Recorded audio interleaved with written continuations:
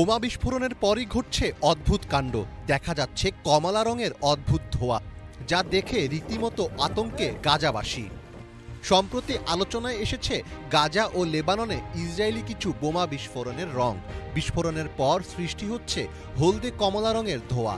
এই রং সাধারণ বোমার বিস্ফোরণকে নির্দেশ করে না। বিস্ফোরণের পর হলুদ ও কমলার মাঝামাঝি রঙের যে ধোঁয়া সৃষ্টি হয়, তা থেকে বোঝা যায় এগুলো আসলে কম মাত্রায় ইউরেনিয়াম সমৃদ্ধ বোমা। গাজা উপত্যকা এবং লেবাননে ইসরায়েল ইউরেনিয়াম সমৃদ্ধ বোমা ব্যবহার করেছে বলে জানিয়েছে আল মায়াদিন টিভি চ্যানেল।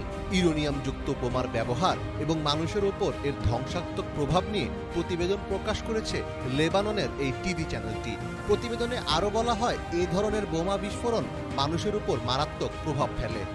ইসরায়েল গাজা যুদ্ধে এ ধরনের বোমা ব্যবহার করা হয়েছে। কয়েকদিন আগে লেবাননের বেসামরিক জনগণের ওপরও এই ধরনের বোমা ফেলেছে তারা। গবেষণায় দেখা গেছে ইসরায়েলের ব্যবহৃত এই বোমাগুলোর নাম MK-84, যার ওজন 2000 পাউন্ড বা 907 কিলোগ্রাম।